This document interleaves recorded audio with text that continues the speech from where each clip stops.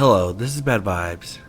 Welcome to True Scary Stories to help you drift off to sleep, Volume 18. My two guests for this episode are Goodnite Goosebumps and Demon Creep. I've had them on the channel before and you guys really seem to like them. So if you haven't already, please drop them a sub. Their link will be in the description. And sit back, relax, and enjoy. From the time I can remember, my great aunt always looked like she had been to hell and back. Her milky white eyes and disformed face always left me wondering what happened to her. She was the sweetest old lady, always giving us candy and shooting out her dentures into her hand to scare us. Fun times. After she passed, I asked my dad what was the reason for all of her scars. The story he told me was horrifying. In her mid-20s, her life was going well. She was not born blind, nor was she born disformed. That was the result of a horrific car accident late one night as she was returning from work. I'm not sure whether she dozed off or hit a deer, but whatever caused the accident must have been brutal. It being the 1960s didn't help either, as the cars were basically rolling coffins. After the crash, she was declared dead and brought to a morgue. She remembered waking up in a cold metal box. She couldn't move any parts of her body except for her feet due to the extreme injuries that she sustained earlier. She began thumping her big toe against the edge of the box. It was no more than a light tap. After a few hours, she heard muffled whistling as the night janitor had made his rounds, mopping and sweeping. He must have shit his pants when he heard the thumping coming from the row of metal boxes. She was taken out and soon recovered. She was blind for the rest of her life. This story scares me because you never know how competent those who find you at a crash scene are. It may have been the 1960s, but who knows if it could still happen today. This story is always on my mind every time I cruise a lonely dark road late at night. Stay safe out there, friends.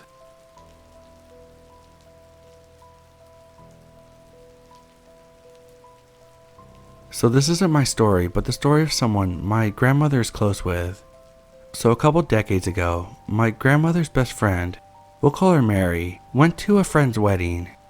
She went on her own, so she was seated with people who also came alone. As she was getting to know everyone at her table, she noticed an oddball, a guy with short messy black hair and a mustache. As he had got more drunk, he started to talk about how much he hated hitchhikers and backpackers, and that he would kill them if he could, about how annoying and insensitive they are. Mary thought it was weird, and so did everyone else at the table, but they continued to listen. At this point, the man was really drunk and confessed that he had killed some backpackers on a pretty inactive road and dumped their bodies in the bush. Mary and everyone else at the table laughed it off as a rambling of a drunk man, but Mary says that she regrets not taking him seriously. A few years later, she comes to find out that the man that she sat next to at the wedding was an Australian serial killer, Ivan Millet. She says it still gives her chills to think that she sat next to a man who murdered. She sat next to a serial killer. True story.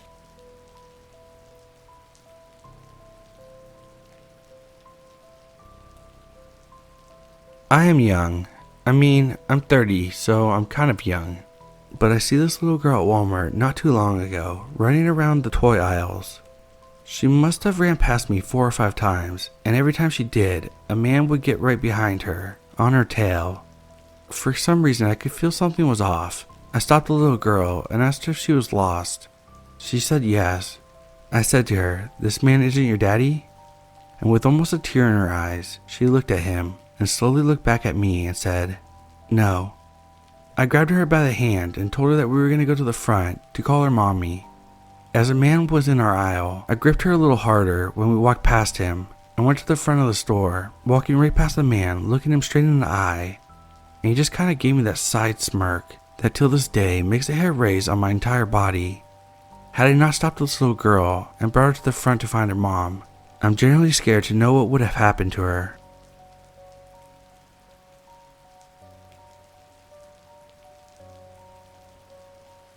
In 1978, I was 9 years old. I lived in Billingham, Washington, a small city about an hour and a half north of Seattle. My parents were the carefree hippie type and pretty much let me roam the streets and visit my friends as long as I got home by dark. It was late summer, and I had took the bus across town to visit my friend Leslie. We would go buy some candy at the corner store and walk to Fred Meyer's, a Target type store, to watch TV in the electronics section. My parents didn't let me watch much TV, so I could spend the whole day at Fred Meyer watching whatever I wanted. It got to be late afternoon, so Leslie and I had to part ways. I walked to the bus stop downtown. As I was waiting, a white car slowly drove by, and just the way the driver looked at me made me start shaking. I watched him turn the corner. Instinctively, I knew he was going around the block, and he did. This time, he parked his car across the street. He got out and asked me if I wanted a ride. I remember everything about him. Curly dark hair, thick mustache, and the feeling I got from him was nothing I ever felt before. He pretty much paced up and down the block, smiling as he walked by, repeatedly offering me a ride. He then walked back to his car and was talking on some kind of CB or walkie-talkie or something. He was talking to someone about me. I could tell by the way he was nodding and smiling. He approached me one more time about a ride, and this time I yelled, "No!" Thankfully, the bus came, but I knew he would follow the bus. I went to the back of the bus and watched him through the back window. He waited behind the bus every stop. My stop was on the corner, so I got off and ran as fast as I could. I looked back once and I could see the back of his car. He had obviously parked. I ran another half block and crouched down behind a tree. I could see him standing at the corner, just staring down the street. After a few minutes, he left. Fast forward to January of '79. A news story comes on. 2 college women were murdered by Kenneth Bianchi. It was him. His face was all over the news for a while. Only later did I find out that he and his cousin were the Hillside Stranglers. They murdered girls and women in LA. Then Bianchi moved up to Bellingham in the summer of '78. Also, I learned that he worked at Fred Meyer. The strange thing is, Bianchi moved to Bellingham without his cousin, so who was he talking to that day when he tried to get me in his car?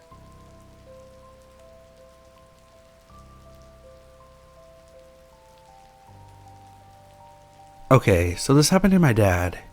When he was a teenager, he used to work at a mom and pop pharmacy that would deliver prescriptions to people that couldn't get out of their house. He normally had a route and saw the same people regularly. One day, at the end of his shift, he had a delivery kind of far from where he would normally travel. At almost dark, he pulls up to the house and the screen door is open, with one light on in the back of the house. He knocks on the door and hears someone yell from the back of the house to come in. He was already really creeped out because there was no furniture in the house, and the house was filled with deep freezers, wall to wall, and there was a little teeny pathway to get to the back of the house, which was the kitchen. He goes to walk into the house and says the carpet was so gross that his feet were sticking to it. He makes it down the hallway to the kitchen and still doesn't see anyone. The money was on the table, so he dropped the bag of medicine on the table and went to nope the fuck out of there. And when he turned around to leave, he heard a loud raspy voice yell, "Don't look in the freezers." So he ran out and told his boss that he never wanted to go back there. He's told me this story since I was little, and I've always wanted to know what were in those freezers. Maybe not super creepy, but it was always really creepy to me growing up. He's even taken me by the house before.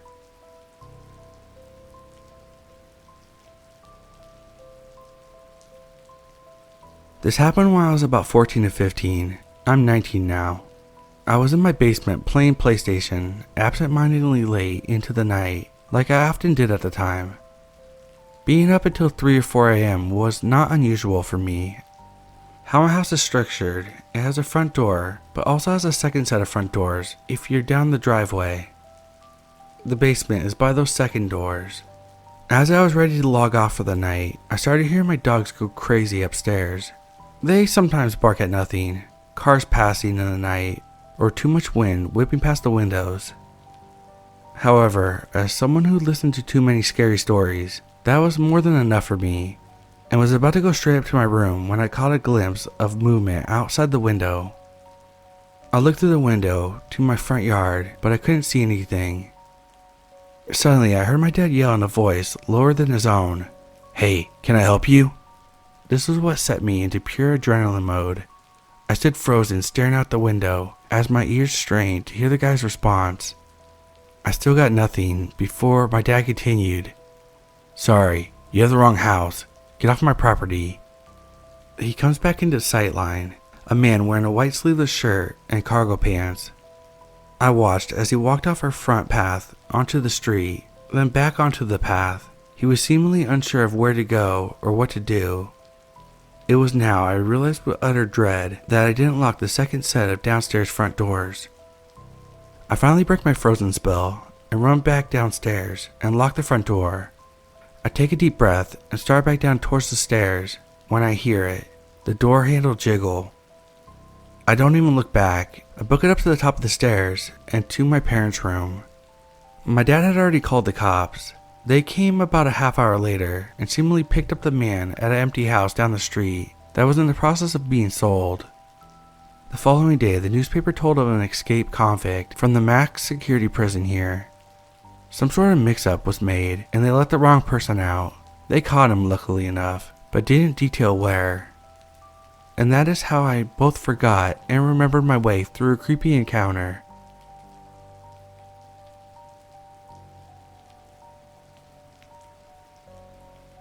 So it was a rite of passage as a youth to jump off a cliff. One summer my town was offering a bus ride on certain days for kids to pay $3 and we could spend the entire day swimming at the beach at Delta Lake in upstate New York. So my friend and I decided to go, but our main goal was to leave the beach area and go over to the cliffs at Delta Lake. This was our perfect chance to have the thrill of cliff jumping and live to tell about it. So once we were dropped off, we hatched a plan to leave the beach area, swim across the inlet, climb the hill to the nearby road, and walk to the cliffs. Took about 30 minutes to get there. Once there was about a dozen people watching others jump and enjoying the day. Eventually, it was our turn to make our way down to the jump off point. I won the bet with my friend on seeing who would jump first. So the guy in front of me jumps, creates a big splash, then comes back up to the surface, faking like he's unconscious, and face down. Eventually he moves out of the way so I can begin my descent to the cliff edge. As I'm nearing the ledge, I hear screaming. I look down and see a body come up from the water in the exact same manner as the previous jumper, face down and not moving. But it was different. You could see his muscle striations because the skin was gone. Eventually the body turns over in the water and is actually facing up, arms out of the water and a crevice in its face. At that point I realized what was down there and I climbed back to safety. When I got back to the top, all I recall is this lady running in circles, screaming the whole time about what she just saw. The event was surreal. Needless to say, my friend and I never jumped off those cliffs. We went back to the beach area and went home feeling bummed for not jumping off the cliffs, but scared at what we had just witnessed. This happened in the mid-70s, and my friend and I were probably 11 or 12 years old. This is still vivid in my memory to this day.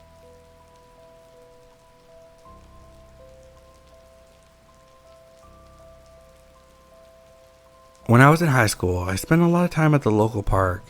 I always tried to find the most solitary spots so I could smoke weed. This meant most of my hiking was on overgrown trails, if not off trail. You have to pay a fee to get into the main part of the park, but it's relatively large, so there's a lot of spots on the west side of the park that are free. Those spots are not quite as kept up and definitely not as observed. So obviously, it's mostly kids who just came to smoke and graffiti, but of course, there are still some runners, people fishing, dog walking, anyone who wanted to skip out on that $5 fee. On Sunday, I go to smoke at the park while my family attends church. At this point, I had a solid trail that led to a solitary part of the park that I frequented if I just wanted to smoke and not explore. When I pull in, there's already a few cars, but one of them sticks out to me. It's a very clean black car, parked right in front of the main trail. As soon as I get out of my car and approach the trail, a man who's probably in his late 30s, early 40s, steps out of the car. I kept an eye on him as I entered the trail, as he seemed to be keeping an eye on me too. But once I took a few steps on the trail, another man stops me. Apparently, someone had driven a car into a reservoir the day before, and he asked if I was coming to look at it. I said no. Saw a small crowd at the cliff of the trail and figured I could be less on guard since everyone would be over there and I could smoke in peace. After the man I was speaking to walked away, I looked back to see if the man at the car was still watching me, but I didn't see him anymore. So I went to my usual trail in the less crowded part of the park, then go a little off trail for even more privacy and sit on a fallen tree to smoke. As I reach into my bag for my blunt, I look up and just a few feet in front of me was the man from the car. He was standing facing me and did not seem to be fazed when I realized he was there. My heart sinks and my stomach turns.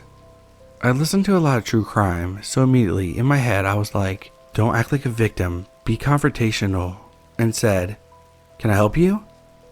He kind of grinned and responded, "No, just looking." So instead of my blunt, I grabbed my pepper spray and my phone to text my family to tell them where I was. I kept an eye on him the whole time I did this, and he did not move an inch, just watched me. So I sent a text, put my phone up, and watch him back, figuring the trigger of my pepper spray. Then he starts moving, so I stand up. He does not get any closer, but starts to circle me, still a few feet away. Remember that we are off trail, so as he moves around me, he is harder to see behind all of the shrubbery. I stay on my feet to make sure I'm facing him the whole time. He tucks his face away, so I can't make eye contact, but he knows I see him. So after he makes a full circle around me, he turns back to the trail and starts walking back on the main trail. I'm afraid of losing sight of him, so I follow from a distance. He doesn't turn around to look back at me. Finally, we get back to the busier part of the trail, and I spot a woman walking her dogs.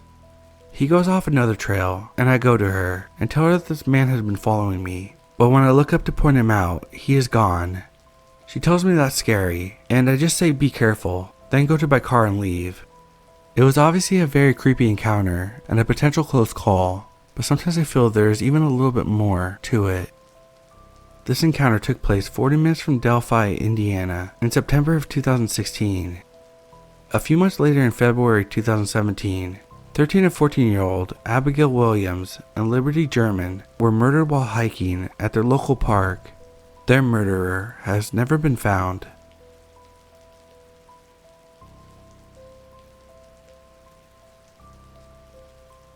This took place when I was about 14 or 15 years old. I would stay over at my best friend's house constantly. She was an only child and her mom would let us do anything, including leaving her place by ourselves at 1 or 2 in the morning. I'm surprised we are alive because we were very trusting. Like getting into a car with a group of teenage boys that we just met, trusting. So one night we were hanging out at a guy's house. The plan originally was that we were going to stay the night there. His grandma ended up getting angry at him and told everyone to leave. It was about 1 a.m. and we had no other option than to walk to her house. We decided to cut through a used car dealership. The security guy spotted us and told us that we were trespassing. He asked why we were out there so late and where we were going. After hearing about what happened, he said, "If a cop stops you, they won't believe that. You'll probably just get into trouble." We didn't have cell phones yet, so we asked him if we could use his phone to call someone. My friend's mom was going through a rough patch financially and didn't have a phone service, so we told him we have no one. So the security dude offers to pay for us to stay at a motel for the night. This man was probably 30 to 35 years old. My friend and I were about 14 or 15. Stupidly, we accepted his offer. He says, "One of you can sit up front." So my friend promptly jumps into the back, leaving me to sit up front. We stopped at his bank and then headed to the nearest motel. The entire drive he was telling us that he was a war vet that got injured on tour, saying that he would kill for a massage. He asked if either of us were good at massaging people. We said, no, not really. We finally made it to the motel. This dude parks and tells us to stay in the car, but not before he takes his handgun that I did not see before out of the holster and puts it in the glove box directly in front of me and locks it. He then goes to the office and pays for a room. He ended up asking if he could come up with us and we could give him a massage as like a thank you. We said no and booked it up the stairs. We deadbolted the door the second we got in there. We definitely did not sleep that night. We were too creeped out. As soon as the sun came up, we got out of there and walked a good hour and a half back to my friend's place. 12 years later, I'm 26 and just browsing Facebook. There's this news article about an army vet being arrested for abducting and raping 2 teenage girls.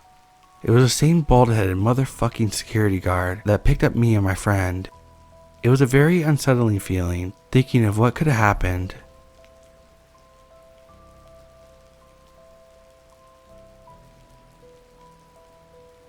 This happened quite a while ago, while I was home alone with just my dog.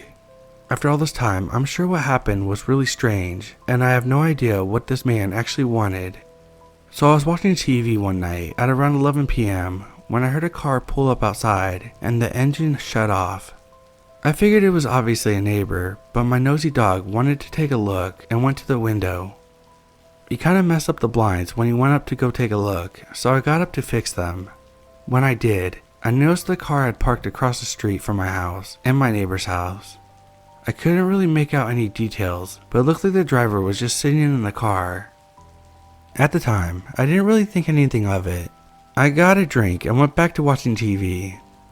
Quite some time had passed since I fixed the blinds, but I'm not sure how long. My best guess is 15 to 20 minutes. Out of nowhere, I thought I heard tapping at the door. Not a knock, it was much lighter and very quiet. My dog had sat up to look at the door, and I paused the TV when the same tapping then started at my window. I opened the blinds a little and saw a man standing there. I couldn't make out his face properly, and he immediately walked back to the door and started tapping at it again. It doesn't sound very frightening, and I'm not sure why, but I suddenly had a real awful feeling. I felt absolutely terrified and had no idea why. The tapping at the door never stopped, but something in my head was saying if I opened the door to him, then something really bad would happen. I went upstairs to open the window and asked him what he wanted. It felt safer doing this. He said in a really quiet voice that he was delivering a pizza and told me how much it cost. I felt so stupid for being frightened and told him I didn't order a pizza. In my mind, I guessed that he was speaking quietly and knocking lightly so that he didn't disturb the neighbors.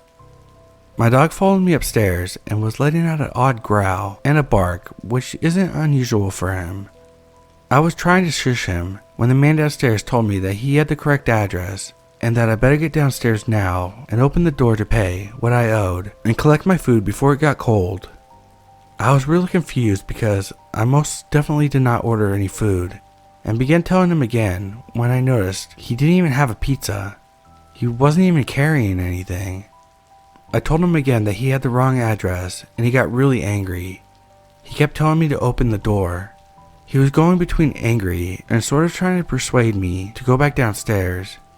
I asked him where the pizza was. He said he had a hold of it. It was really dark, but he definitely didn't have anything in his hands. By that time, my dog was really making quite a fuss at this stranger, and the stranger had turned into a broken record. Come downstairs, open the door. Come downstairs and open the door. All the noise must have alerted my neighbor, who did open his front door. And the man didn't say a word, but practically ran across the street to his car that I had heard pull up a while ago. He went back to the car empty-handed. I have no idea what he wanted, but he certainly wasn't a delivery driver. It really freaked me out as well that my dog was quite an obviously large breed, and the man saw him through the window, and he wasn't deterred at all. It seems even stranger and less random that he actually drove up to my house, as though he planned on showing up.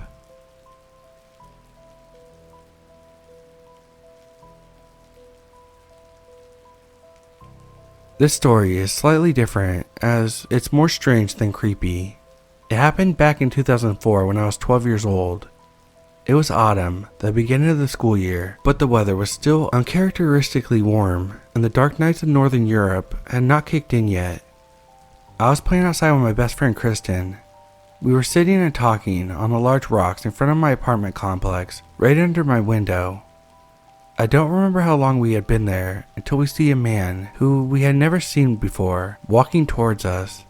I say man, but he had a baby face going on, where he could have been anywhere from 18 to 35. At first, we didn't pay much attention, but as he reached us, he came and sat right down next to me and put his arm around me and said, "Sarah, finally, where have you been? I've been looking all over for you." At this point, Kristen laughs, thinking it's a boyfriend of mine that I didn't tell her about, except it isn't. I have never seen this man in my life. Yes, we lived in a small town, but it wasn't small enough where you know everybody, and I was definitely not popular enough for strangers to know my name. Now, a lot of weird things happen often in my hometown, from gunfights to explosions. Kristen and I had made friends with a criminal convicted of chopping 2 people into pieces, and had been chased with an axe by a weird alcoholic guy who lived in the forest. So we knew that people could be extremely dangerous, and if your instincts tell you that something's wrong, you better listen to it. Except in this case, my instincts never kicked in. I didn't see this guy as a threat at all. Thinking to myself, perhaps it's someone I met over the summer and made friends with. Trying real hard to remember his name, I just turned to him and said, "Hey, how's your summer been?" Praying that he'll say something to jog my memory in regards to him. His face lights up and he just starts talking about random things. When I can't remember him, no matter how hard I try, I just said, "Sorry, but we really have to go now. It's getting late and tomorrow's a school day." I say this while mentally preparing myself that he might not like it, but he just smiles and says, "Oh, alright, I'll see you around then." I basically drag Kristen by the arm into my place, and all while she's still laughing and asks me why I never introduced her to my boyfriend. I shush her and tell her that I had never seen this man in my entire life. Kristen looks at me for a bit, then goes silent and just says, "Huh, that's weird. I've never seen him either." The next day, our geography class took place outside. We had to use a compass or something. Not even 10 minutes into the lesson, one of the boys in my class walks up to me and tells me that there's a man asking for me. For a second, I'm confused. The events of yesterday already forgotten, but as soon as I turn around, I see the man from yesterday standing among my classmates, looking at me, and everything that happened the day before comes floating back to me. Now, all my classmates are good-naturedly making fun of me to introduce my new hot boyfriend to them. Even the teacher says jokingly that I will have to tell my boyfriend to wait until classes are over. At this point, I'm really tired, so I just walk up to him and tell him that I have class right now, and he really shouldn't be on my school grounds as he's not a student. He immediately tells me that he's got a car nearby and that he can drive me home. I just tell him that I'm planning on walking home as the weather is nice, but he's welcome to walk with my friends and I. And sure enough, after classes end, he's right there, waiting for me. Normally I walk home with a group of 4 friends, so with the addition of this weird man, we can't all walk next to each other. He walks ahead of us, occasionally looking back at us, asking about my school day, about my grades, etc.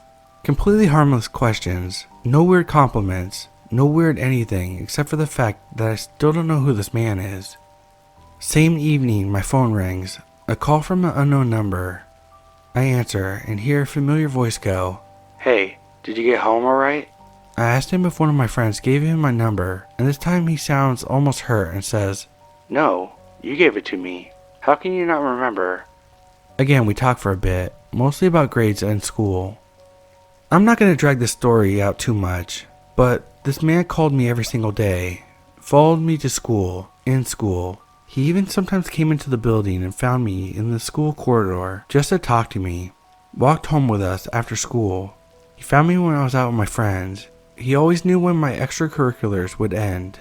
He was always there, everywhere, every single day, until one day in November I left my house to go to school. Looking around, I couldn't see him. The whole day passed and he was nowhere to be found. As weird as it sounds, I was concerned, thinking whether something had happened to him. I never did find out. As I said, it's been over 16 years now, and I never saw this man again, and everyone I spoke to about it vowed that they didn't know the man either. P.S. I did tell my family. They told me not to encourage him, and that I should ignore him. My family's from Oakland, California. This was 2012.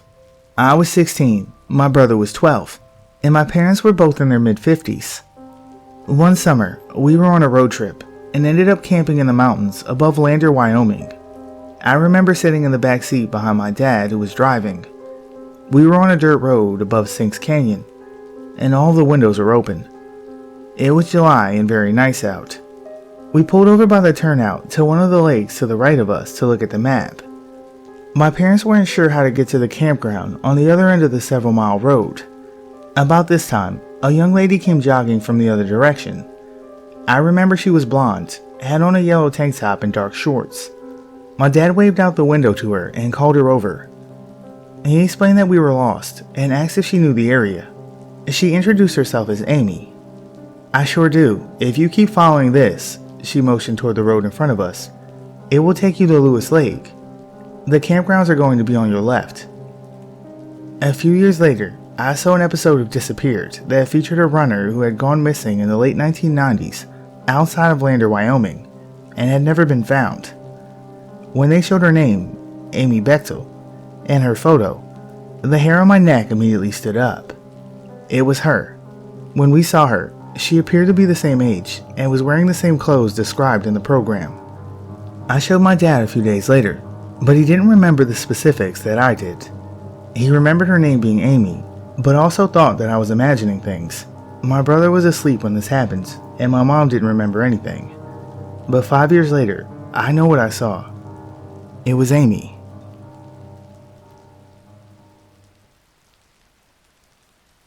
Over spring break when I was 16, my mom and I decided to fly down to see my brother at his college in a lively southern city.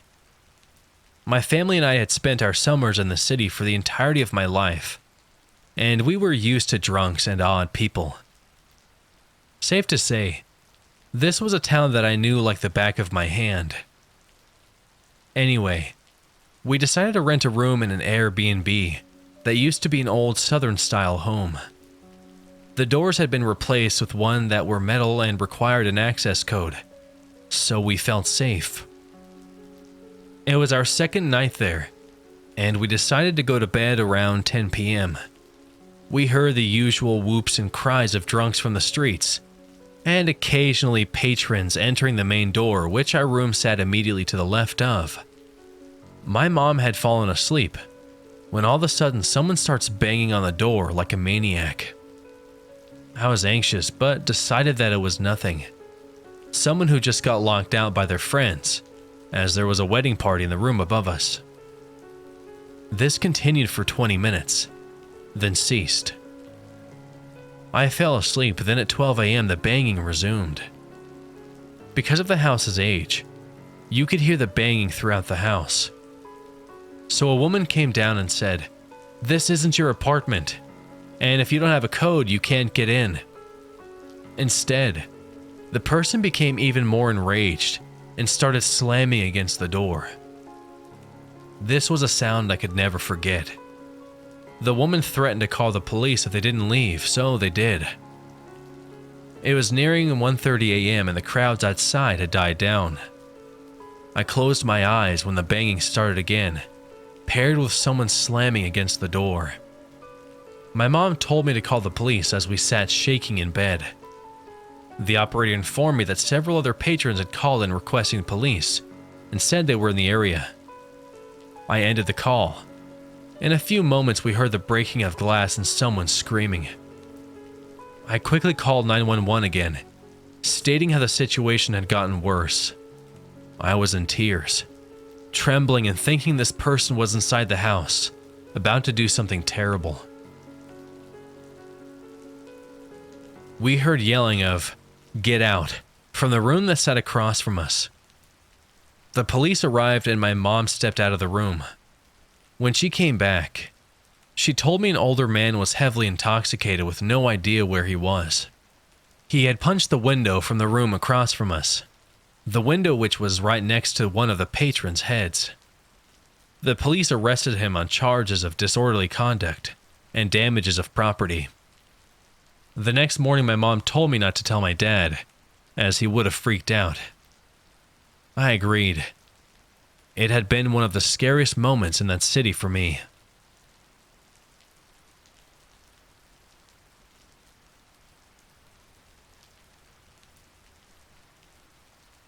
When I was 16, I worked in a coffee shop. It was my first job, and I really liked working there. I was a young girl, so I would occasionally get a creepy comment from some random old man. I could sometimes tolerate it because I really needed the paycheck. But this time, it went way too far. I usually work from 2 p.m. to 10 p.m., and those were long, feverish hours. There were 2 stations to switch between in the coffee shop, one for coffee and pastries, and one for ice cream. So I would be spending hours going back and forth between stations. I would often work with a girl who was in her early 20s named Kelly. She was really pretty and often colored her hair crazy colors, but she had the maturity of a freshman in high school. She wasn't of much help on these long nights despite being supervisor. She had a huge ego for someone who made me do all the work and then expect the tips to be split. For about a week, I noticed the same guy frequenting the place. He'd come in with a laptop, order a hot green tea, and then sit down and browse on the internet for hours. I didn't pay any attention to him at first. About the 3rd day in a row of him coming in, he made small talk with me at the counter. He asked me for my name because I wasn't wearing my name tag. I told him my name and he smiled and said he knew my mom. I fake smiled and talked all giddy with my customer service voice. He then asked my age. That made me uncomfortable, so I just said I needed to check something in the back.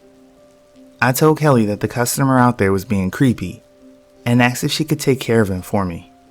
She told me I was being really paranoid, but did me a solid anyway.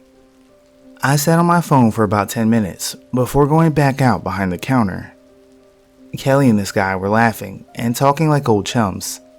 He seemed to be flirting with her a lot, and then looked up and saw me. He smiled all creepy again, winked, and then turned around to leave. I was disgusted, but decided to get on with my shift. The next day, this guy came back.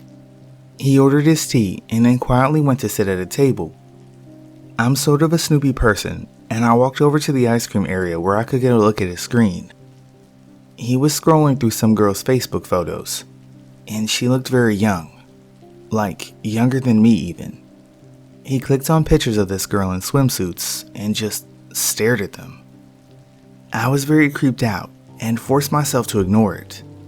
He eventually left, and once again, I forgot about it and continued working. Just as expected, he came back the very next day. He did everything he usually did, although I spared my eyes from his laptop screen this time. At around 5, he was still just sitting around. He usually would have left by now, and even Kelly noticed it. He came up to the counter, and I quickly walked over to assist him. He requested a cup of boiled water for some strange medication he claimed he was on. We had a hot water machine, but to get it, I'd have to turn around. I didn't want to give him a show, so I backed up, grabbed a cup, and backed over to the machine. He seemed almost dissatisfied that I didn't turn around. I filled it up and walked back over to him and set it down in front of him. As he grabbed the cup, he made the most disgusting comment I've ever had said to me. Those leggings look a little tight on you. Are they as tight as they look?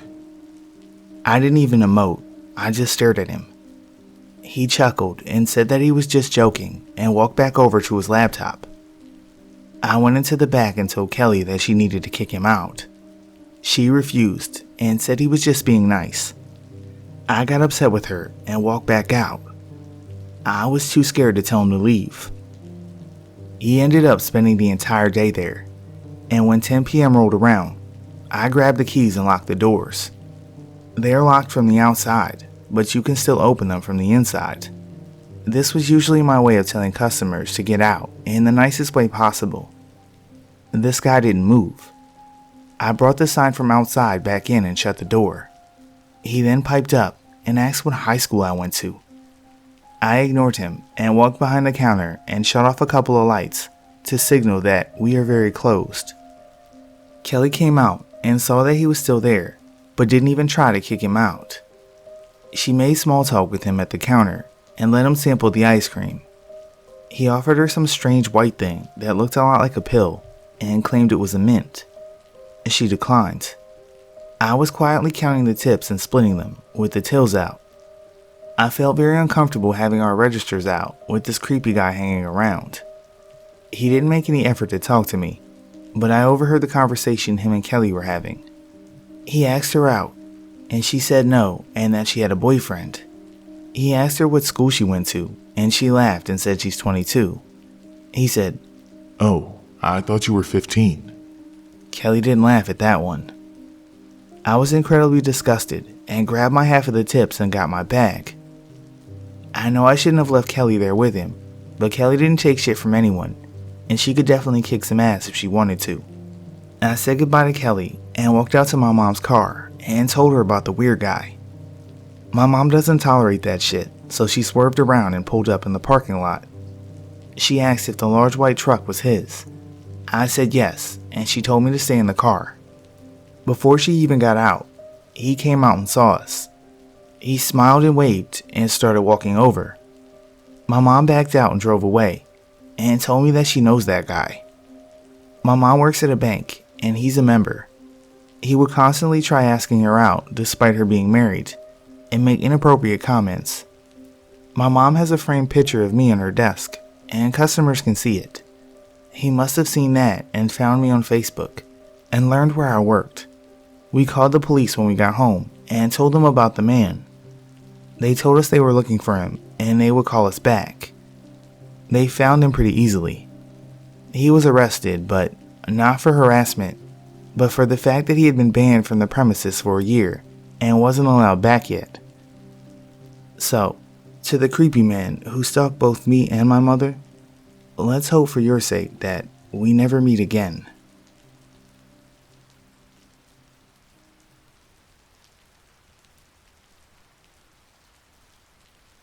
Three years ago, I was living with my then boyfriend in a one-bedroom apartment in a little mountain town. It was a half-basement unit, so the bottom of all of our windows were level with the ground outside. It was also an older apartment, and not all the windows could fully lock. One day, my boyfriend comes home from work while I'm laying on the sofa, and immediately runs up to the window near me and looks out of it frantically. He then goes to look out every other window in the house, then walks around the outside looking in the windows. When he comes back from his confusing exploit, I ask him what the fuck is going on and why he's being a spaz.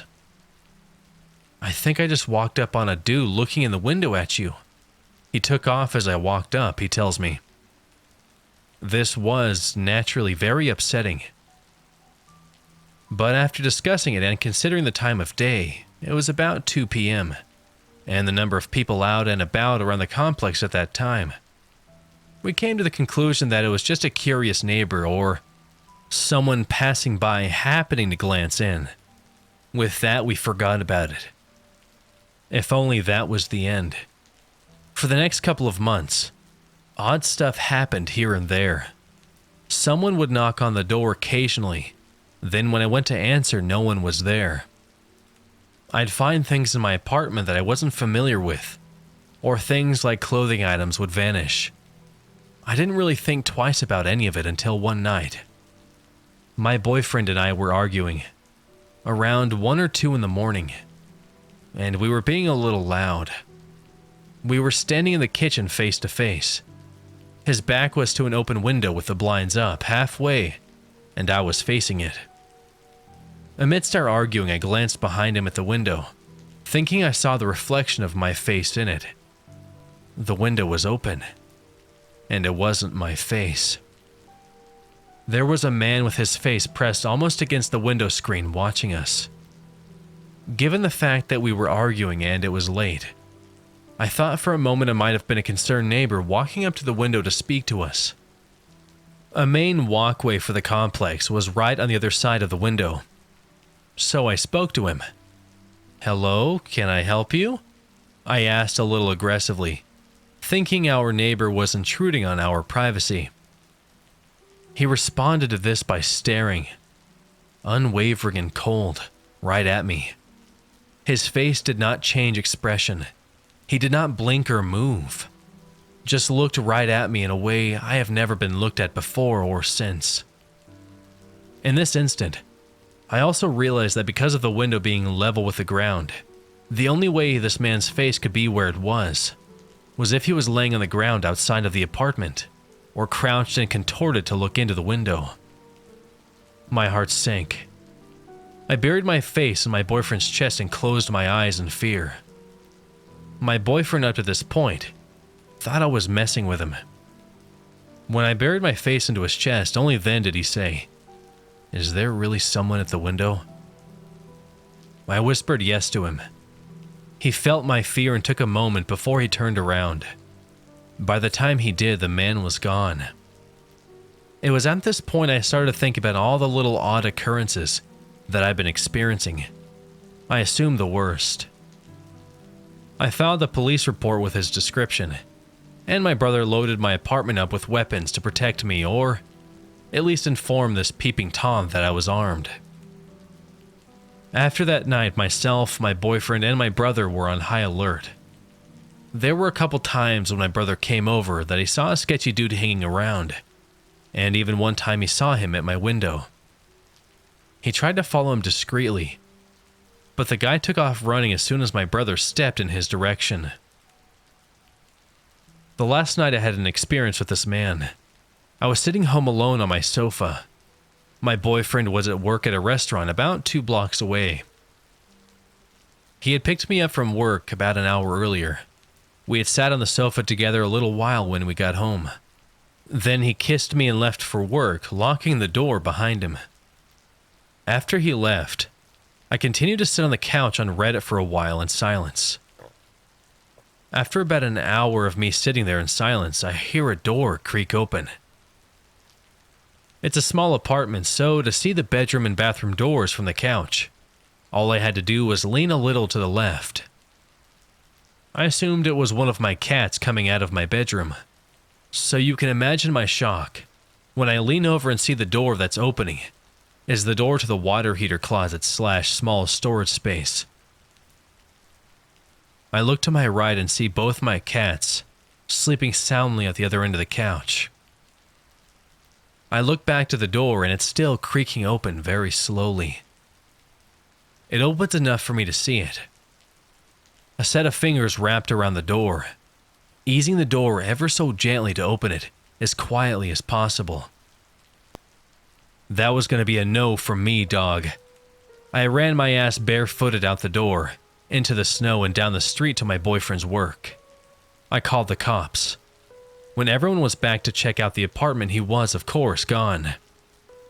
After that, my boyfriend and I packed our shit, went to stay with my parents, and 6 months later, moved 1,000 miles away from that town. That was the end of it. I initially found this sub around that time, as I was trying to find other stories similar to mine, or people to talk to who had experienced something like I did. I had intended to write my story here eventually, and I figured after this week's events I had to. I live 1,000 miles away from all of this happened, so a part of me thinks there's no way this person could have found me. But last week, I heard a knock on the front door of my apartment. I was expecting a package, so I figured it was a delivery driver and didn't answer. I'd go get the package later. Then they knocked again, and again. The third one made me feel uneasy, so I waited a good 20 minutes to check the door. When I did, there was no package, no note, no nothing. Someone was just knocking. Although it made me uneasy, I didn't initially think back to my stressful experience in my last town. Then 2 days ago, I went out to get groceries. I have a little patio and I go out there in the mornings to just chill or check on plants a lot, and I've been known to leave it unlocked in the day on accident. Never thought of it as a big deal, until I came home from the store 2 days ago, and the deadbolt to my apartment was locked. The deadbolt that can only be locked from inside the apartment, period. I assumed someone robbed me because I dumbly left my patio unlocked. I called my sister. I called my current, new boyfriend. I waited for people to be with me and I went into my apartment through the sliding glass patio door. Nothing was out of place, nothing of value was taken. At this point, my heart sank. Nothing was touched, nothing stolen. Someone was inside my apartment, just because they wanted to be inside of my apartment. I told my boyfriend about my stalker, and he is not taking this shit lightly like my past boyfriend.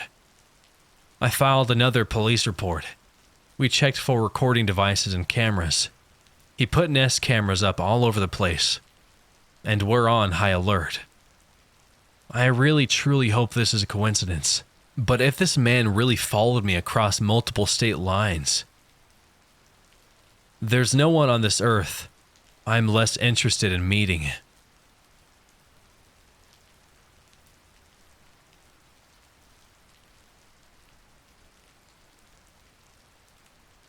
And back in 2015, I was working as a live-in home health aide for a wealthy family. It was just me and my patient living in a very nice condo in a quiet neighborhood on a golf course. We were the youngest people who lived there. I was 27 at the time. My patient was a 21-year-old male with Asperger's, SPD, and BPD, and some substance abuse problems. He had recently gotten into some trouble and been legally declared incompetent. We will call him Jake. Jake was a nice kid, but he had severe emotional issues and almost no social awareness, compounded by the refusal to take prescribed medication, which worked incredibly well when he took it, and drug abuse. He was taken advantage of a lot because of the crowd that he hung around with. Right before I moved in, 6 friends came to hang out with Jake one day and ended up staying for 2 weeks, draining Jake's bank account on various drugs, meth, coke, MDMA, and weed, and absolutely trashing the condo. Jake was lonely, and he never said no to people. He wanted them to like him. Honestly, I think Jake was 14 or 15 years old mentally. I think he turned to drugs to deal with depression and anxiety, and also to fit in with the people around him. He's much better now. It was a sweet gig. I was paid very well, lived in a nice condo rent-free, and basically just had to keep our house clean, keep food in the fridge, and make sure he took his medication. When I moved in, my boss, Jake's mother, warned me about a girl who occasionally stayed with her father, who was our downstairs neighbor. She told me that the girl was named Amber, and that she looked younger, but she was 37 years old, tall, blonde, and very thin. She was right. She looked much younger, like 25-ish. She said Amber didn't have a car or a job, and that she was an addict who liked to use Jake. Amber's father had custody of her 2 children, and she would come visit the kids and stay for a few days a week. She said one day Amber asked to use Jake's car for an hour, and ended up running off with it for 2 weeks. Amber was also the one who introduced Jake to the 6 friends who trashed the condo. She was bad news and was never allowed to be there. She wanted me to call her immediately if Amber stopped by or Jake went anywhere with her. After the theft, she put a GPS on Jake's car, and allegedly she could stop the engine. My boss made it clear that she didn't expect me to be a security guard, just to notify her of things that were going on. Leading up to this event, I had a few run-ins with Amber, where I had to politely tell her that things like that were not allowed to come into the apartment. Jake could not take her to the store or anywhere else.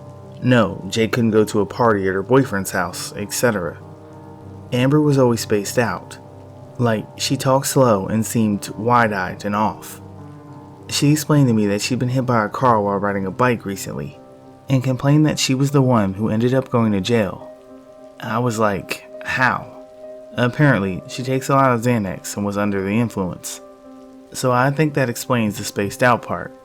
Anyway, she was never aggressive, but it was clear that she didn't like me, and often would say things like, Jake is his own person. He's a 21-year-old man. He doesn't need permission. And whenever she spoke to Jake, when we saw her at the gym or in the parking lot, she would be whispering to him, no doubt trying to manipulate him into giving her money or something. Anyway, on to the incident. Jake was out of state with his father, giving me a mini vacation. My best friend was staying over to spend a few days with me, and we were drinking PBR and watching RuPaul's Drag Race. It's like 11 p.m. We hear a light knock on the door. I go investigate through the peephole and see it's Amber. I ignore her. She knocks louder about 30 seconds later. I watch her leave through the peephole and sit back down, telling my friend the situation. 5 minutes go by, and she's back. This time, she is pounding on the door like a cop.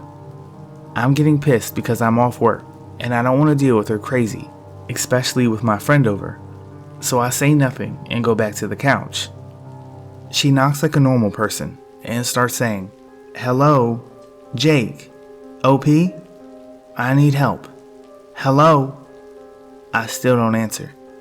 Then I hear her try to open the door. It's locked. Always. I'm a habitual door locker.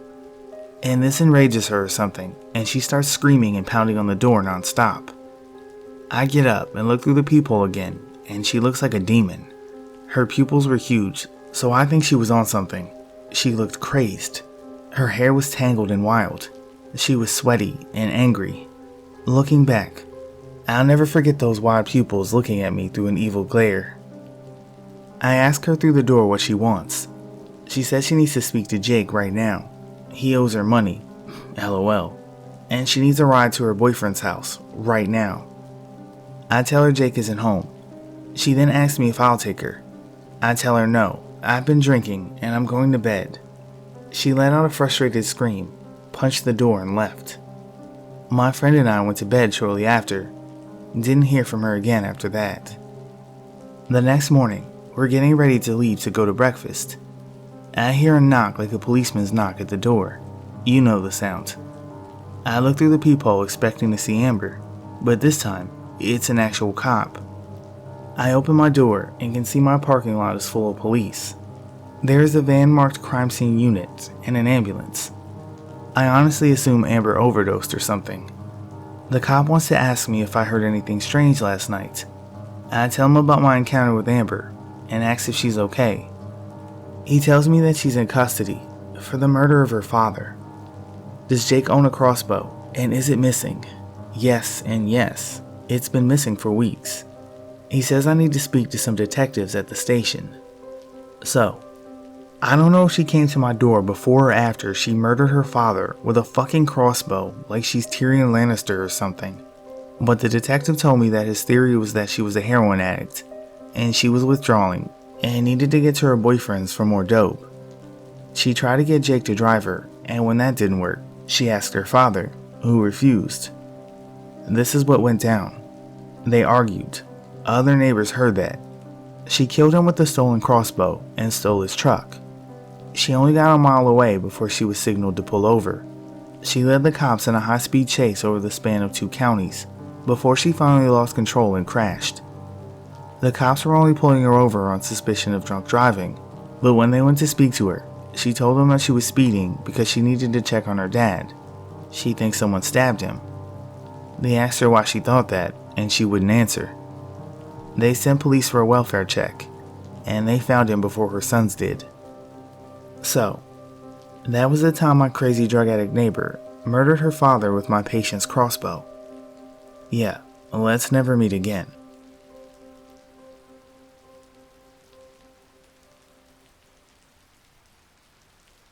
To start this off, I'd like to give a bit of context. This happened 4 years ago. I'm a girl, and at the time this happened, I was 12 going on 13 in just a month or two. The friend I mentioned in the story was 14 at the time. The friend, Sally, who I was staying with that night, 14, female, was quite a bit older than me. At least at the time, the 2-year age gap was quite big. At 12 to 13 years old, I was about to start my second year of middle school, where Sally should have been about to begin her sophomore year of high school. I met her in the beginning of my first year at a new school. She was older than the other kids in our grade and was considered one of the popular kids, and I think that was what drew me to her at first. We became fast friends, and before we knew it, we're spending every single weekend together. Seriously, every single weekend. Nothing seemed to be out of the ordinary. It was your typical Friday night. We carpooled to her family's apartment after school. I've always been a picky eater, so when her family had dinner, I didn't eat with them. I just snacked on the Pop-Tart that I'd stowed away in my backpack, in case they ordered something that I wouldn't eat. Something to note is that her family was pretty religious. I wouldn't go as far as to say they were fanatics, but they didn't allow their kids to watch horror movies or anything that was rated PG-13 or older. It didn't stem from the desire to protect them from something inappropriate. Sally's mother had an irrational fear that scary movies had satanic messages. We asked to watch The Purge, and her mom obviously said no. After some negotiating, she agreed to let us watch The Hunger Games instead. After the movie, Sally and I went to hang out in her room. She put on some music, and being the age we were, we gave each other makeovers. By the end of it, we were looking much older than just 12 and 14. This part of the night is when things started to seem off to me. Sally wasn't the most positive influence. Despite being my best friend at the time, she was manipulative and got off on putting me down. She had a habit of talking to men online and lying about her age. Sally showed me some texts between her and the man she was talking to. I can't give you an exact recount of them, but they consisted of him trying to convince her to meet up with him, and just the usual things you'd expect from a creep online. According to him, he was 19, tall, and blonde with soulful blue eyes. Once I saw the texts, I asked if she had a picture of him. Something didn't sit right with me after seeing the messages. She showed me what he looked like, and he was clearly not 19. This man was at least 40, and looked like he lived in his mother's basement. Then we got a call from him.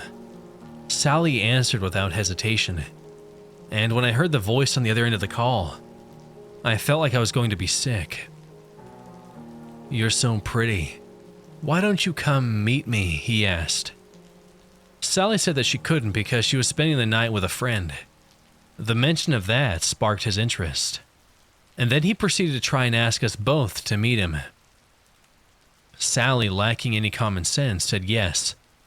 Thus began her plan for us to sneak out and walk 15 blocks to meet him in a deserted McDonald's parking lot. I didn't want to go.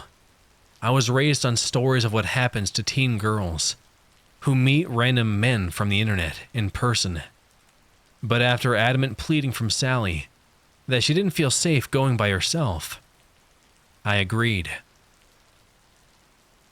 We took our phones with us for the walk. I had a kitchen knife stuffed in my bra in case something were to happen, and I needed to defend myself.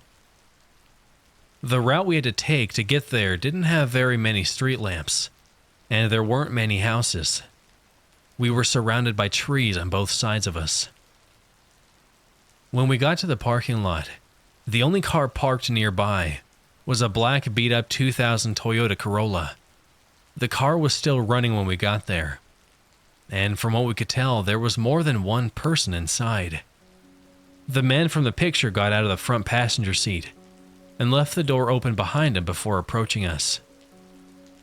I turned my flash on so I could see, and he was obviously on something. I can't tell you what kind of drug it was for the life of me, but his eyes were so wide, they looked like they were about to pop out of his head. He was jittery and kept twitching. I became very conscious of how big he was. Maybe 6'2", around 280 pounds. For reference, my friend and I did not look our ages, even without makeup. I'm about 5'2". My friend was pretty tall, probably around 5'6", 5'7". We were both significantly smaller than him. The man reached out for us and caught my friend by the arm. I went to get my knife as quickly as I could, and that's when I saw his friends getting out of the car. He invited us back to his car and offered us booze and drugs. But after seeing my knife and that I was ready to call the police, he released my friend. I took Sally's arm and ran faster than I ever had in my entire life. We took the long way home to avoid them finding out where we lived, in case they were following us. Once we got there, her family was still sound asleep. We locked all the doors, closed the blinds, and blocked him on everything. There wouldn't be any sleeping that night. We were constantly peeking out the window. And to our dismay, that same Toyota was circling around her apartment building. Not once, not twice, but 3 times. I never mentioned any of this to my parents, out of fear of getting grounded or in trouble. I'm 16 now and they still have no clue. I still get nervous when I see a car similar to the one from that night. As for Sally, her parents never found out either. We agreed to never speak about it again.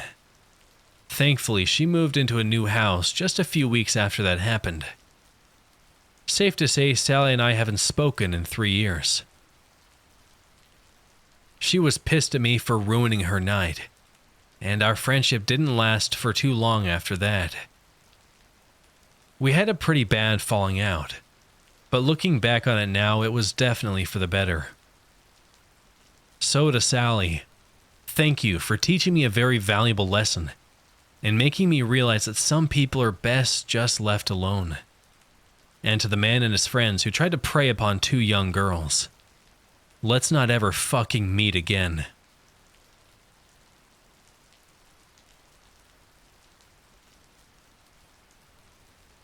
So, this happened around 2017 or 2018. I was in 8th grade and quite tall for my age, around 5'9". A house was for sale in my neighborhood, and it was filled pretty quickly since I lived next to a school. Every day for a week, I saw someone stand in front of the house, and I assumed it was just a new neighbor. But one day, I got off of the bus and started walking down the street. It was winter in Canada, and there were like tents where you can put your car under so it doesn't snow on it, and obviously you can't see behind it. So, I was walking next to the one in the driveway of the new neighbor. He was hidden behind it and just grabbed me by my arm and started trying to pull me inside. On quick reflexes, I hit him in the face with my keys, and he let go of me. I ran to my house and got in as quickly as possible and called the police. He was never caught, and police patrolled my neighborhood for a week after that. Also, it wasn't the new neighbor. So, a random creep who I thought was my next door neighbor? Let's not meet again.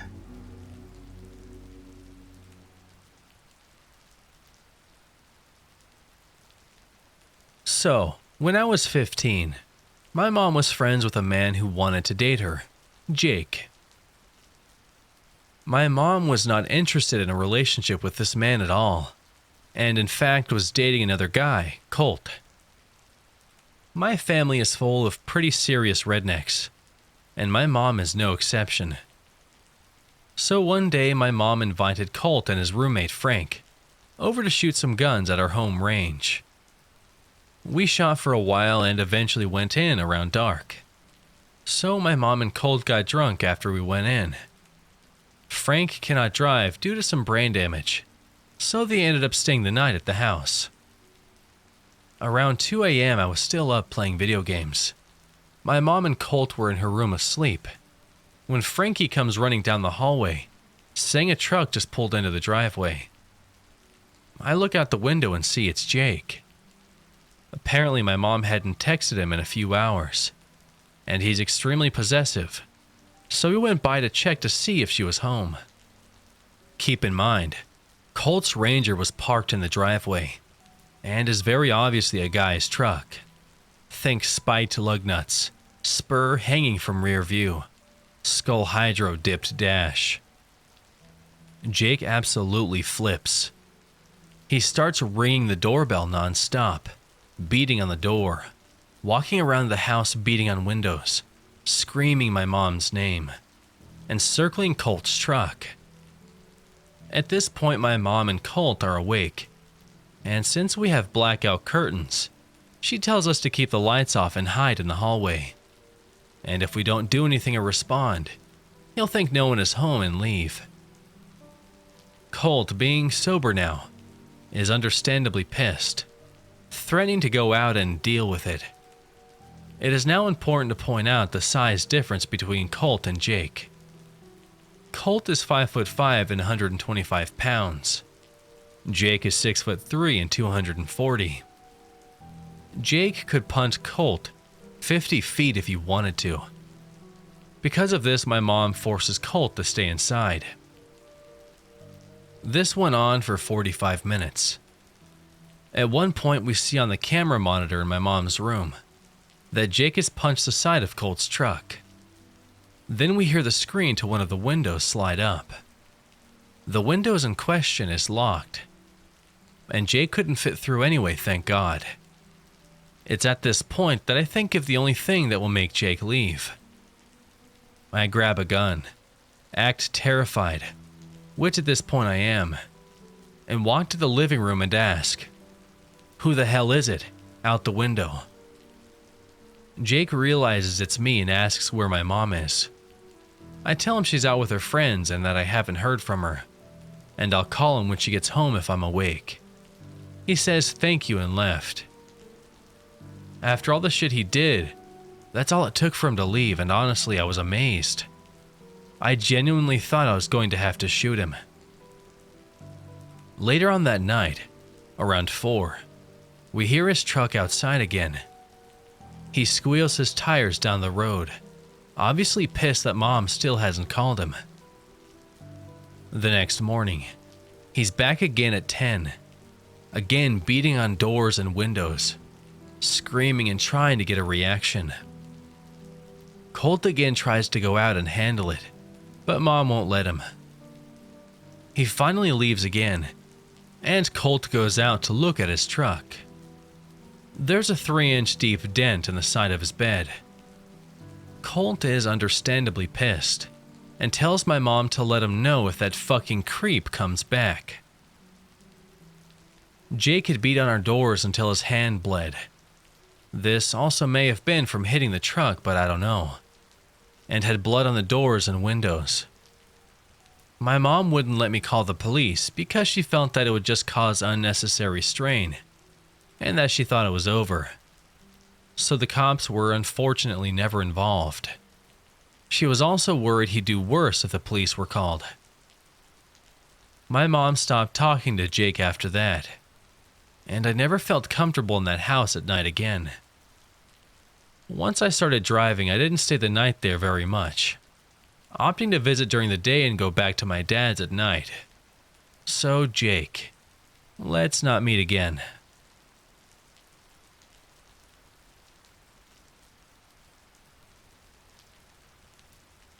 So, to start from the beginning, I, a 30-year-old female, met this guy on Bumble, a 39-year-old male, while I was renting a room at a sober house in Colorado Springs to get everything squared away to officially move out here. Nursing license transferred, job, apartment, etc. After I officially moved out and got settled in, we talked on the phone a few times and decided to meet in person. It was about 4 in the afternoon, and we planned to have dinner and maybe go on a scenic drive. He had asked me to pick him up from his work, and we could go from there. I didn't think much of it at the time, so I went to his work and picked him up, figuring I would drop him back off so he could take his car and go home. The first thing he told me to do when he got in my car was to stop at the liquor store. He wanted to grab something for later. After he told me to stop at the liquor store, I felt kind of awkward because he knew that I was in recovery. At this point in my recovery, I feel okay with being around alcohol. He came out of the liquor store with 2 shooters of Patron and a bottle of vodka. Not even minutes after leaving the liquor store, and me heading to the place where we were going to get food, he's slamming the shots of Patron in my car.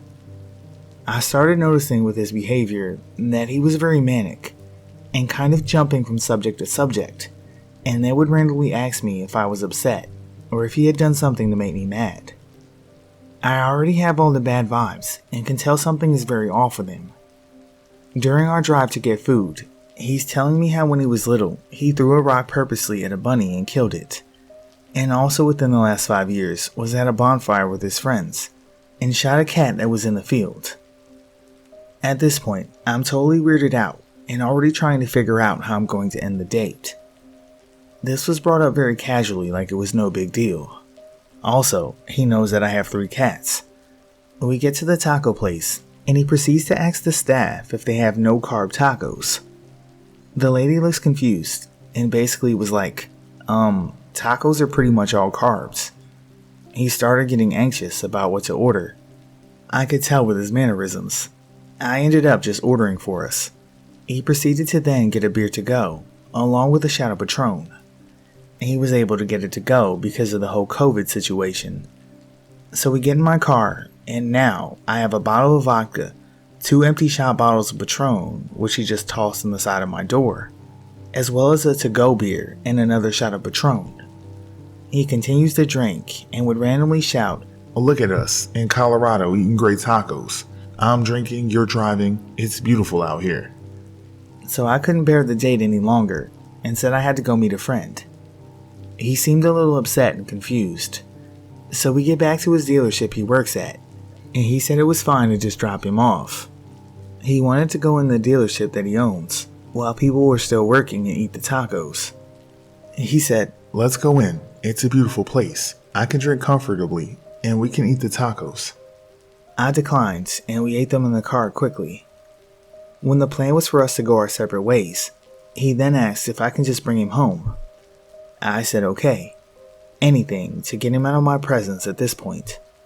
He also lived close by my apartment. Before we head to his place, he said he had to grab some stuff out of his car. So he gets back in my car, and I hear him put something in the side of the door. I look over and see the handle of a gun. My stomach immediately dropped. I was like, is that a fucking gun? He laughed and said, Yeah, I can't just leave it in my car. I love guns. I told him I was super uncomfortable, and he just laughed like, Why would you be uncomfortable? I said, because I don't know you at all barely. This is our first time meeting, and now there's a gun in my car. Thinking back, I should have told him to get the fuck out, but I had never been in this kind of situation before, and the fact that there was now a loaded gun in my car and he was drunk, I didn't know what to do, so I just proceeded to leave the dealership and bring him home. So, on the way to his apartment, he then asked me if he can see my phone. I was thinking in my head like, okay, no way. You're drunk, you have a gun in my car, and now you want my cell phone?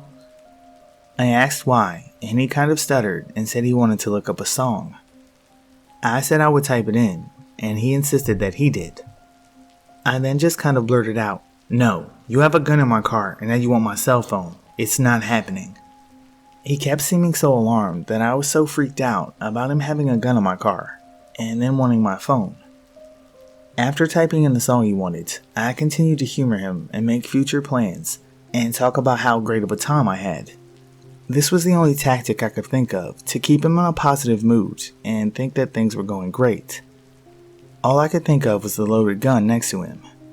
So, finally, after what felt like hours, we get to his apartment. As he's getting out of my car, he goes to grab his gun very haphazardly and literally has his finger on the trigger. At this point, he was still in my passenger seat. He then steps out and could probably see the look of fear in my eyes, and he just fucking laughs. Then, he whipped the gun around the front of him and finally put it in his back pocket. Mind you, once again, he's been drinking the entire time, and also told me he had shot and killed a cat on purpose. He then told me to keep the bottle of vodka he had bought, so I had to come back later to watch a movie with him. I said absolutely not. Take the bottle and I'll call you after I meet my friend. I never again reached out, and I haven't heard from him since. Thank God.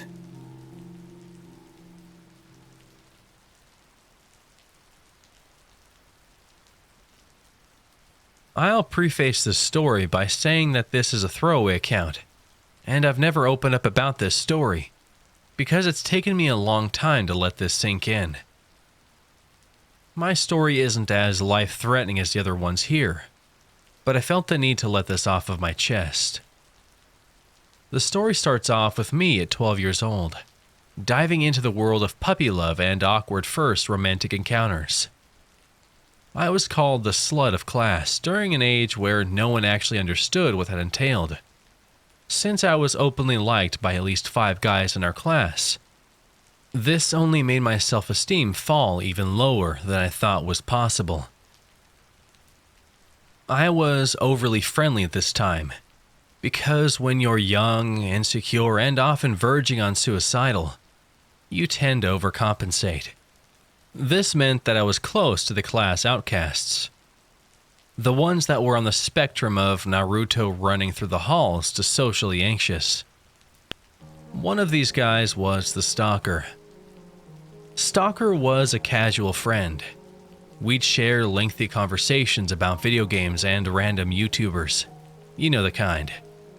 He was a socially awkward guy, but pretty harmless. He just had these neckbeard tendencies that were concealed behind the fact that he was a generally well put together guy. On the last day of classes, he confessed that he was attracted to me and asked if I'd be open to dating him. I felt bad for him, and with that pity, I said yes.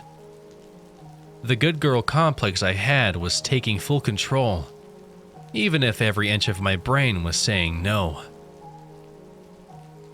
It was casual and awkward. I treated it like a friendship with commitment. There were a few red flags, like him tracking my location from my messages, but I thought it was harmless. Eventually, I broke it off.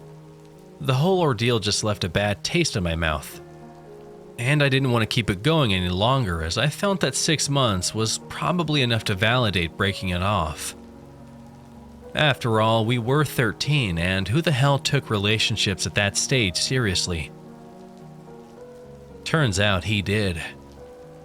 He looked at us as meant to be, because it turns out we were actually friends during childhood, and he held on to that. To win me back, he would often message incessantly, trying to talk to me in school, even following me whenever I needed to go to the bathroom, and even going as far as coming to my house unannounced.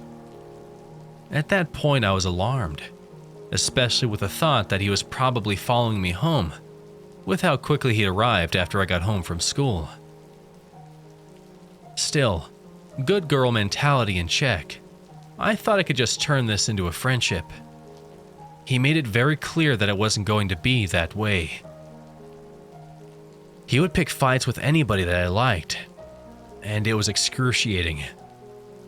And he would often force me to hang out with him, at one point grabbing me by the arm while I was with my friends, and only stopping once my friends defended me. I felt both powerless and weak. Once we moved, he would still show up to my doorstep unannounced. This understandably freaked me out. By that time, I was still trying to make it a friendship, while he still insisted on being more than that. I was young, confused, and scared, while I was being blamed for all of this for leading him on, or even engaging with him in the first place. He often used the excuse of needing closure to talk to me, or get my attention, and you'll see how overused that becomes. It reached a point where I was constantly looking over my shoulder and going through lengths just to avoid him, because he would wait by my regular routes to have an excuse to walk with me and talk. I changed the places I frequented, make sure that I was always surrounded by my friend group, and go as far as ducking past his class to make sure he doesn't follow me as I walked to the bathroom. Whenever the doorbell rang, I would freeze. I was anxious about leaving the house, because I always thought he might be on his way to my home. Once he caught on to this, he ended up spilling up a sob story to our guidance counselor. I suppose she felt bad, which explains why she had me pulled out of class, only to be ambushed into having a lengthy, unnecessary conversation with him, where he pretty much used the "I need closure" excuse, only to not talk about closure instead. Talk as if he didn't have me pulled out of class to talk about closure. My mom ended up chewing out the guidance counselor for doing so. Still, the damage was done. At that point, I thought I'd be safe, and as much as he was a lot less stocky, for lack of a better word, he was still there like a looming presence. I always felt his stare. His friends would act weird around me, and I still felt paranoid and terrified. One day we had a new exchange student, new girl for the sake of this story, who everyone was quick to point out looked like me. The resemblance was uncanny. We ended up becoming close friends, and she told me that during her first week, a group of guys began pointing at her, calling out my name, and that one of them began messaging her and hitting on her. This was her first encounter with being mistaken as me, and we decided to have a bit of fun with this, often pranking others by doing a switcheroo. I would send her down the hallway before me, and to our surprise, this caught his attention. He would stop her in the hallway, only for him to leave her alone once I popped out behind her. It would usually have him dumbfounded, leaving us time to walk away as he processed. This left me slightly comforted that I could confuse him and be able to lessen my encounters with him, and new girl didn't mind. She and I ended up dating. Surprise, surprise, I was lesbian this whole time. And he took personal offense to this, often making weird remarks about it. He was still being creepy this time, leaving notes on my desk on a semi-regular basis. My anxiety grew with this. I then ended up moving schools, and I thought that would be the end of it. In a way, it was because that severely limited our ability to encounter each other. At one point though, my old school's sports team had gone to our school, along with other schools, for a regional inter-school competition. And I was actually anxious and refused to leave my classroom for that week. At one point, he blocked me, unblocked me, got a girlfriend, and I thought that was the end of it. As of now, the story's come to its conclusion, and how it ended was with a Twitter conversation. He messaged me asking for closure again, and war flashbacks ensued. I let the conversation happen. He took time to gloat about his happy relationship with the perfect girl, who creepily had a noticeable resemblance. Say what you will about it, but I wish he was happy enough to have just left me alone. So, 5-year stalker. I'm still terrified of walking alone. Still look over my shoulder, no matter how irrational, and fall into paranoia constantly. I'm happy now, but I don't think I'll ever lose that anxiety I was left with. Let's not meet again. Ever.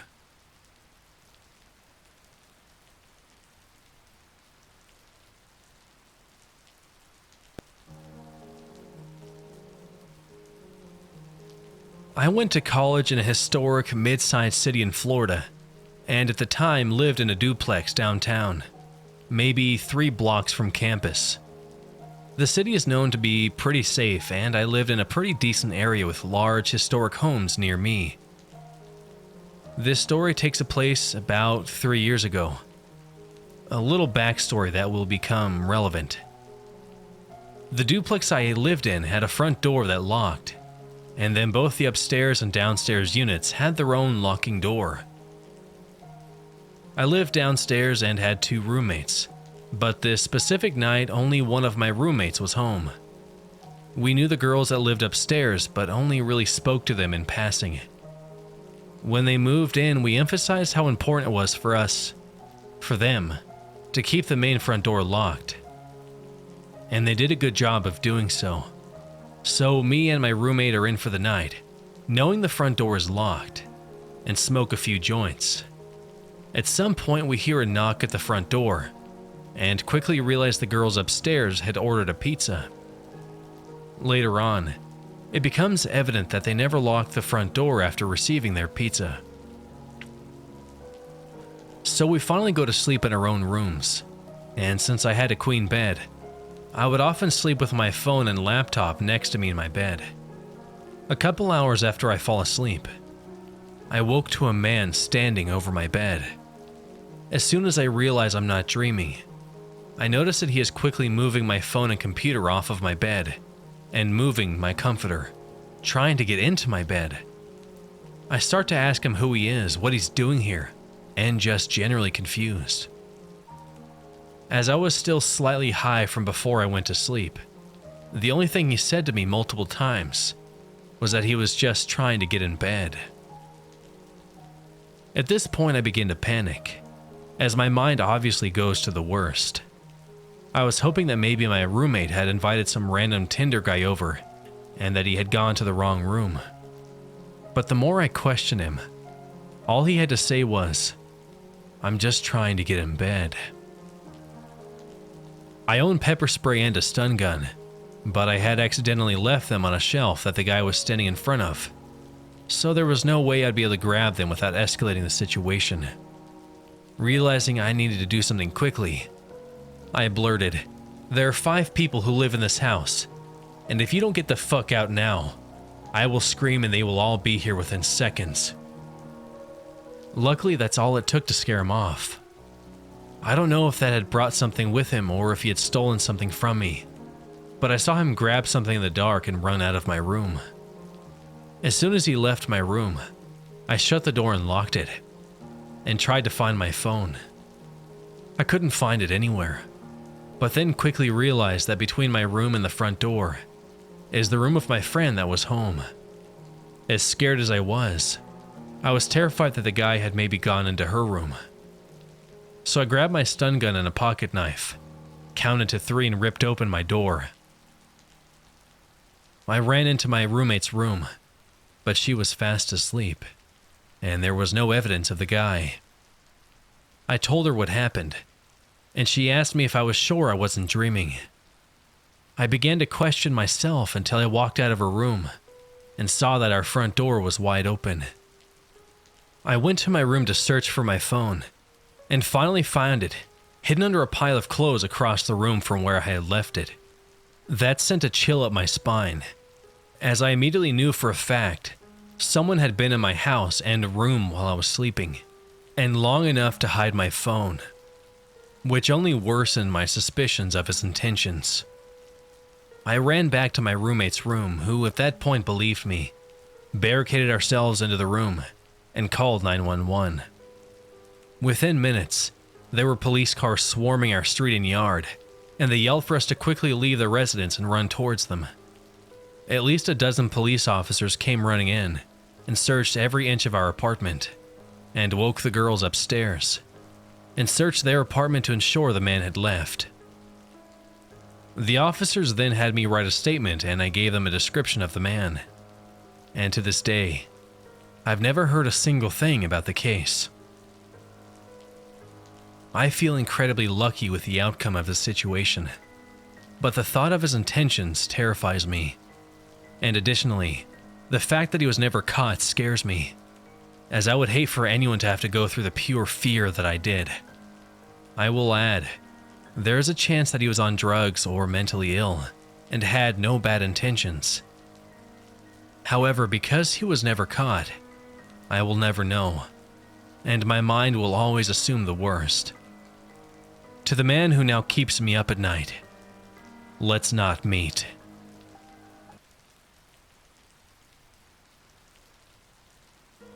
Got some Dunkin' this morning, and it brought back this story to mind.